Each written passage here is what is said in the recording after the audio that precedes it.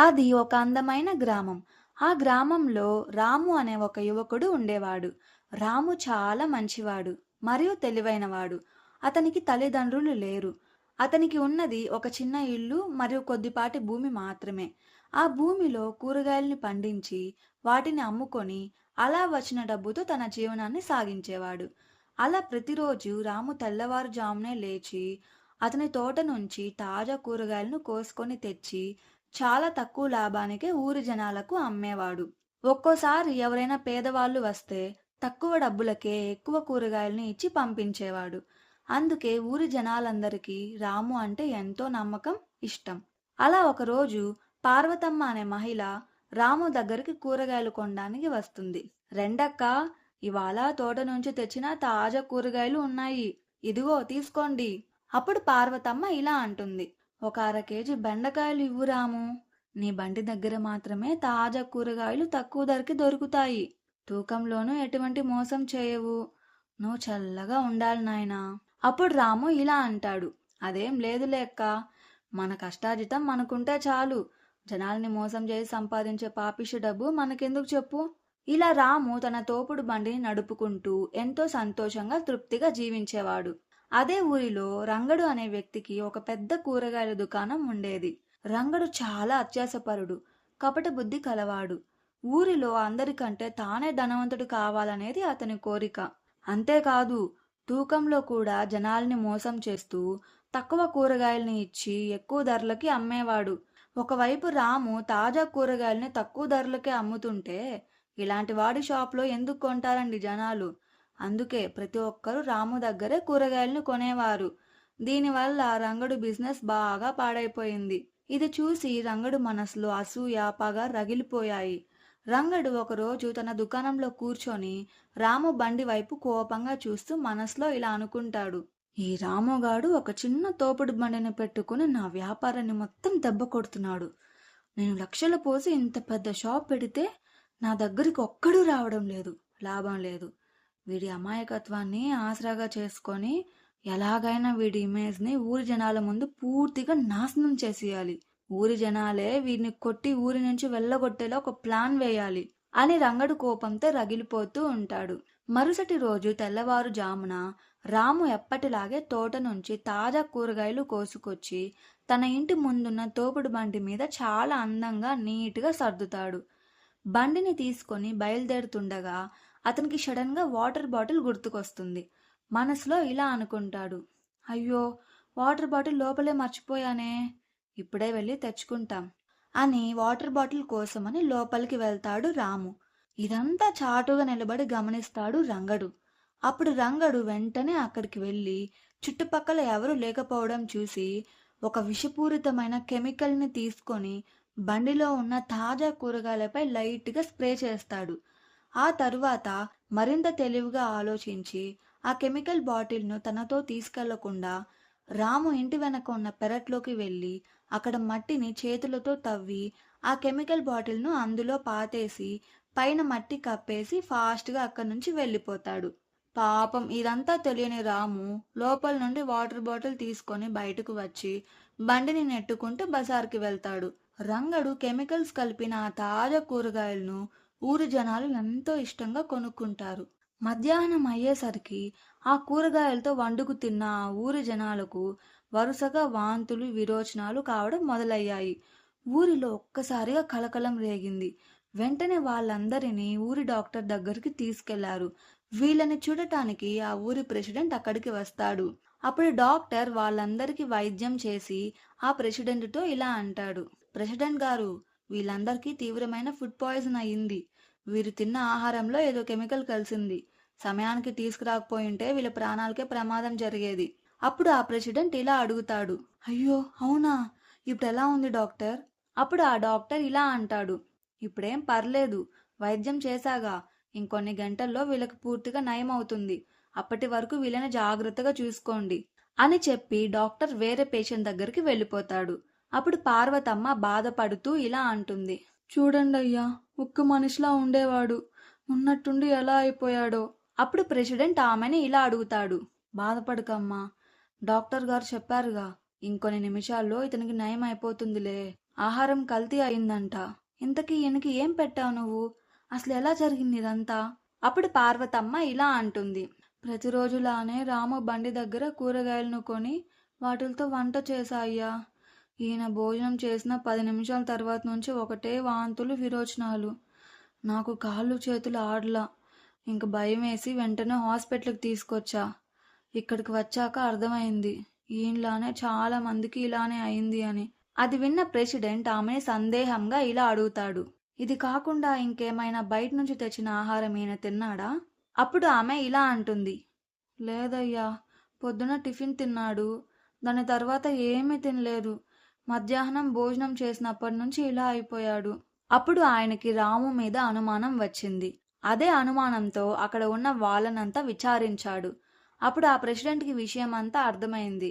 అప్పుడు వాళ్ళతో ఇలా అంటాడు. ఇది ఖచ్చితంగా రాము పనే. అతనే కూరగాయల్లో ఏదో మందు కలిపాడు. ఆ విషపూరితమైన కూరగాయలను తిన్న వీళ్ళంతా ఇలా అనారోగ్యానికి పాలయ్యారు.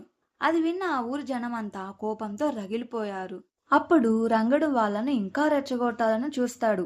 చూసారా ప్రెసిడెంట్ గారు, నేను ముందే చెప్పాను. వాడు తక్కువ ధరకి ఇస్తున్నాడంటేనే ఏదో ఉందని.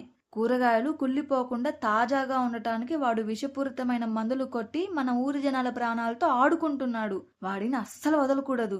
అప్పుడు వాళ్ళు కోపంతో రాము ఇంటిపై దాడి చేశారు. రాముని ఈడ్చుకుంటూ రచ్చబండ దగ్గరికి తీసుకొచ్చి పడేశారు. అసలు ఇలా ఎందుకు జరిగిందో రాముకి అర్థం కాక అయోమయంలో పడిపోతాడు. అప్పుడు రాము ఇలా అంటాడు. అయ్యా ప్రెసిడెంట్ గారు, నన్ను నమ్మండి. నేను ఏ తప్పు చేయలేదు. నేను ఉదయాన్నే తోట నుంచి తెచ్చిన తాజా కూరగాయలని మాత్రమే అమ్ముతాను.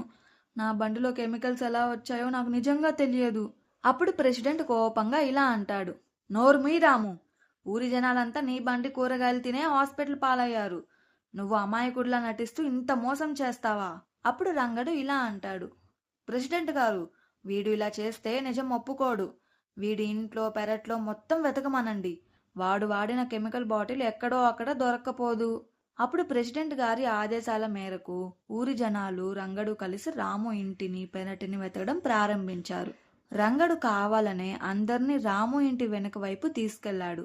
అక్కడ కొత్తగా తవ్వినట్టున్న మట్టిని చూపిస్తూ ఇలా అంటాడు.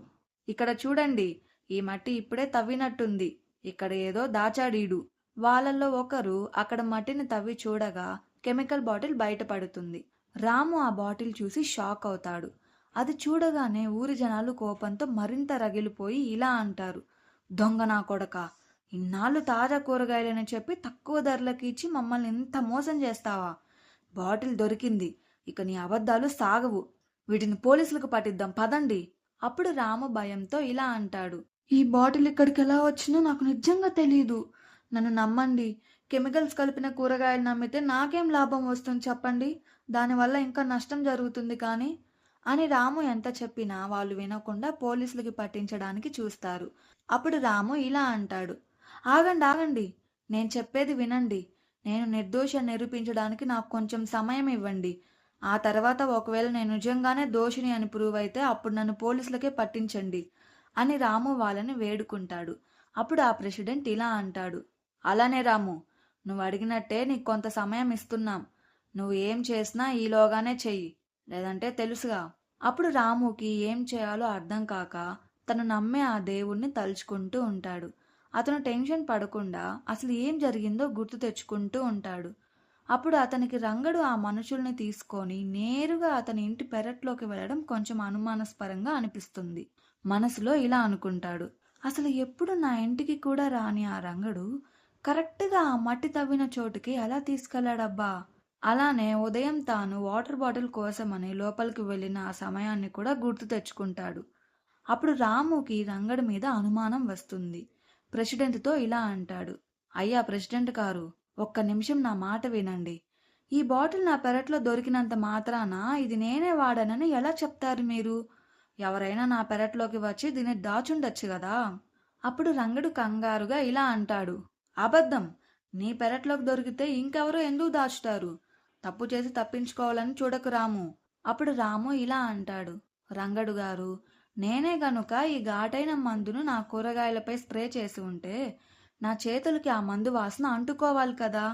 ఎందుకంటే ఇది చాలా ఘాటైన కెమికల్. కడిగినా అంత త్వరగా వాసన పోదు. కావాలంటే నా చేతులను ఇప్పుడే పరీక్షించండి. అప్పుడు వాళ్ళలో ఒకరు రాము చేతులను వాసన చూసి ఇలా అంటాడు. అవును ప్రెసిడెంట్ గారు, రాము చేతుల నుండి ఎలాంటి కెమికల్ వాసన రావడం లేదు. అప్పుడు రాము ఇలా అంటాడు. చూసారా ప్రెసిడెంట్ గారు, నేను అసలు ఆ బాటిల్ని ముట్టుకోను కూడా లేదు. నాకు తెలిసి ఉదయం నేను నా బండి మీద కూరగాయలు తరదాకా వాటర్ బాటిల్ కోసమని లోపలికి వెళ్ళాను.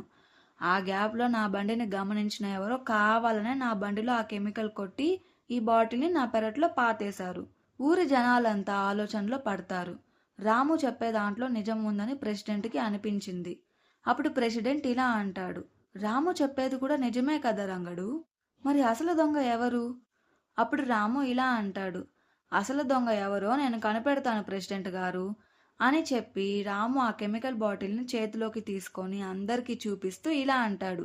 ఈ కెమికల్ బాటిల్ని చూస్తుంటే ఇది చాలా జిడ్డుగా ఘాటుగా ఉన్నట్టుంది. అంటే దాని అర్థం దీని గ్లౌజెస్ లేకుండా చేతులతో తాకి స్ప్రే చేస్తే ఆ కెమికల్ జిడ్డు దీని పచ్చటి రంగు మార్కలు గోళ్ళ సందుల్లో అలానే ఉంటుంది. ఎంత సోపు పెట్టి కడిగినా కనీసం ఒక రోజైనా ఆ ఘాటైన వాసన చేతుల నుండి పోదు. కావాలంటే ఇక్కడ ఉన్న ప్రతి ఒక్కరి చేతుల్ని పరీక్షించండి. అసలు దొంగ ఎవరో ఇప్పుడే తేలిపోతుంది. రాము మాటలకి రంగడి గుండె ఆగిపోనేంత పనైంది. ఉదయం కంగారులో తాను గ్లౌజెస్ వేసుకోలేదని రంగడికి గుర్తుకు వస్తుంది. రంగడు చాలా భయపడిపోతాడు. అతని నుదుటి మీద చెమట్లు పడుతాయి. మరోవైపు రాము మరియు ఆ ఊరి ప్రెసిడెంట్ అందరి చేతుల్ని పరీక్షిస్తారు.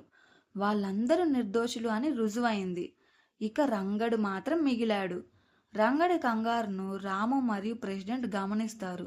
రంగడు ఏదో ఒక సాకు చెప్పి తప్పించుకోవాలని చూస్తాడు. కానీ రాము అతన్ని ఎక్కడికి వెళ్ళనివ్వడు. అప్పుడు చేతుల్ని చూపిమని రంగడిని ప్రెసిడెంట్ ఆదేశిస్తాడు. ఇక చేసేదేమీ లేక రంగడు అతని చేతులను చూపిస్తాడు. వాళ్ళు అతని చేతులను చూడగానే నిజం బయటపడింది. రంగడి గోళ్ల సందుల్లో ఆ కెమికల్కి సంబంధించిన పచ్చటి జిడ్డు మరకలు అలాగే ఉన్నాయి. అతని చేతుల నుంచి ఆ కెమికల్ వాసన కూడా స్పష్టంగా వస్తుంది. అప్పుడు రాము ఇలా అంటాడు. చూసారా ప్రెసిడెంట్ గారు, జనాలందరూ ఇతని దగ్గర కొనకుండా నా దగ్గర కూరగాయలు కొంటున్నారనే అసూయతో నేను లేని సమయం చూసి నా కూరగాయలకి మందు కొట్టి జనాల ఆరోగ్యంతో ఆటలాడుతున్నాడు వీడు.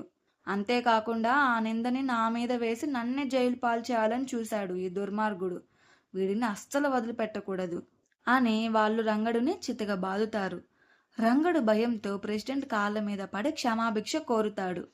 ఊరి జనాలంతా రంగడు వైపు అసహ్యంగా చూశారు.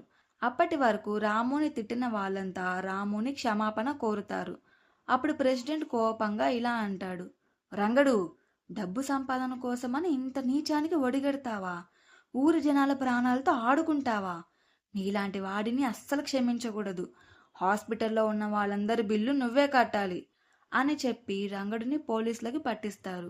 రాము తన తెలివితో నిజాయితీతో అతిపెద్ద ఆపద నుండి బయటపడమే కాకుండా రంగడికి తగిన బుద్ధి చెప్పాడు. ఊరి జనాలు మళ్ళీ రాము మంచి మనసును మెచ్చుకుంటూ అతని తోపుడు బండి దగ్గరే కూరగాయలు కొనడం ప్రారంభిస్తారు. రాము ఎప్పటిలాగే సంతోషంగా తన వ్యాపారాన్ని చేసుకుంటూ జీవించాడు.